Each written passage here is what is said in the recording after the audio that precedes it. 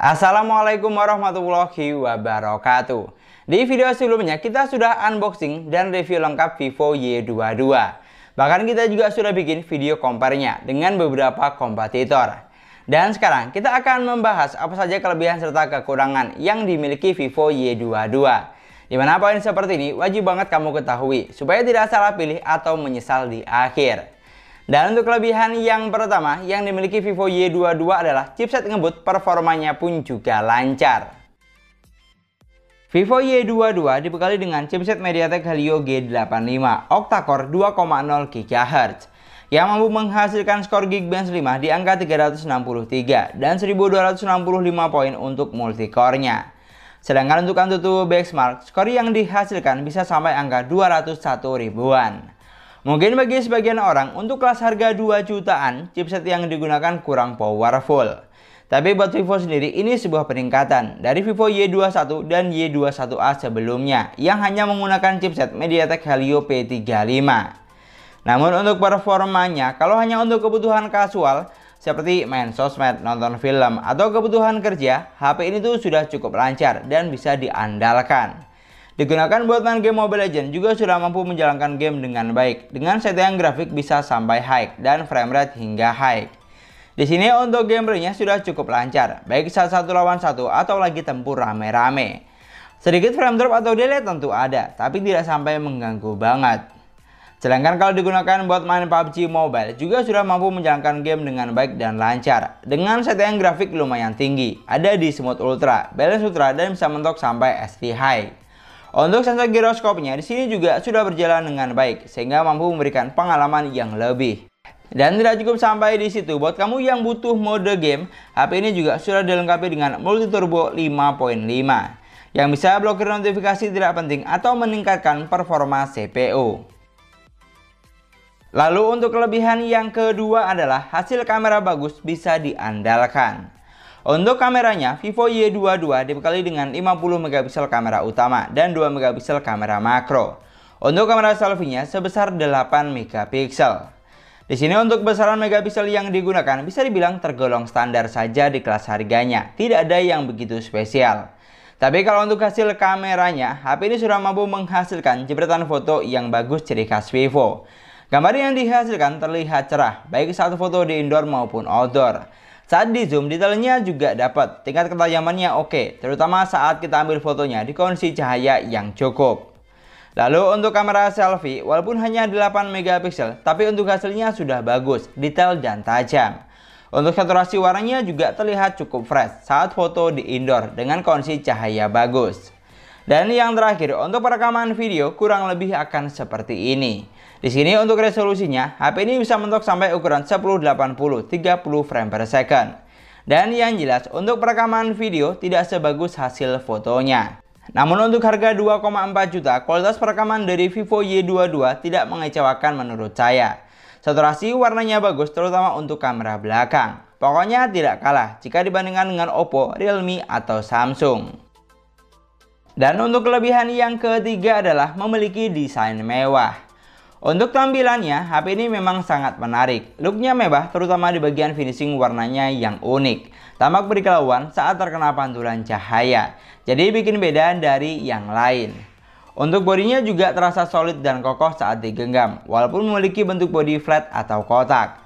Dan tidak lupa untuk ketahanannya, Vivo Y22 juga sudah disertifikasi oleh IPX rating untuk cipratan air dan debu. Jadi seharusnya sudah cukup aman, yang dimana hal ini merupakan poin yang sangat positif karena di seri-seri sebelumnya tidak ada. Sedangkan untuk kelebihan yang keempat yaitu operating sistemnya stabil dan optimal. Untuk sistem, Vivo Y22 berjalan di Android 12 basis Vantos OS 12. Di sini untuk tampilan UI-nya jujur saya cukup suka karena tampilannya simple dan mudah untuk dipahami. Pilihan tampilan seperti tema, wallpaper, sampai font juga banyak ada di aplikasi tema bawaan. Dan untuk fitur yang disediakan di sini juga sudah lengkap, hampir semua ada. Fitur penting seperti ketuk kedua kali untuk on off, belah layar jadi 2, screenshot 3 jari, rekam layar, dan screen mirroring sudah tentu ada. Dan tidak cukup sampai di situ, yang bikin saya tambah suka, operating system di HP ini tergolong stabil dan optimal. Tidak ada iklan, minim bug atau drama. Dan untuk kelebihan yang kelima adalah daya tahan baterai awet.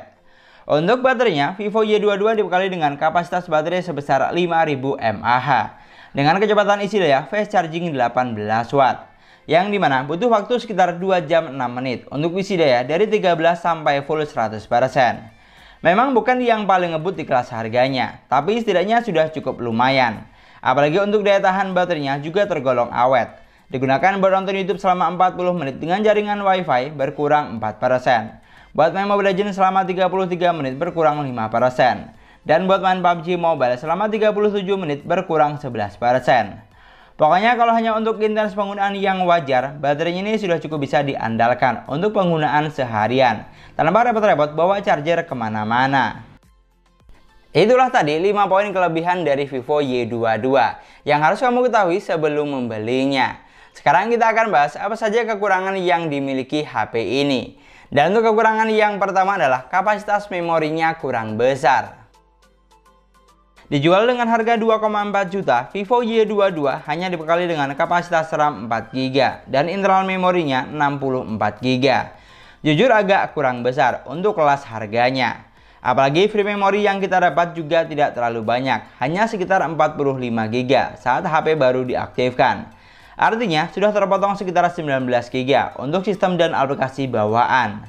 Jadi solusi terbaik kita harus tambah dengan micro SD jika tidak mau memorinya cepat penuh. Atau bisa juga beli varian yang lebih besar 6/128GB yang dijual dengan harga 3 juta. Lalu untuk kekurangan yang kedua adalah masih menggunakan konsep layar water drop screen.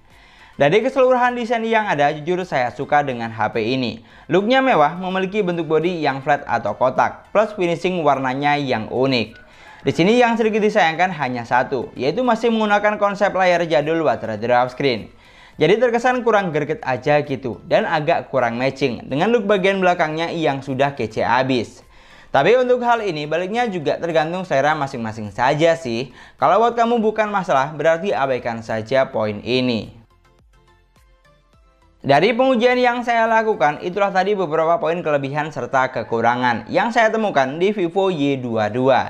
Di sini kalau misalnya kamu punya pendapat atau poin tambahan yang lain, kamu juga bisa banget tulis di kolom komentar supaya teman-teman yang lain pada tahu. Atau mungkin di antara kamu ada yang sudah menggunakan Vivo Y22, kamu juga bisa banget sharing pengalaman selama penggunaan bagaimana.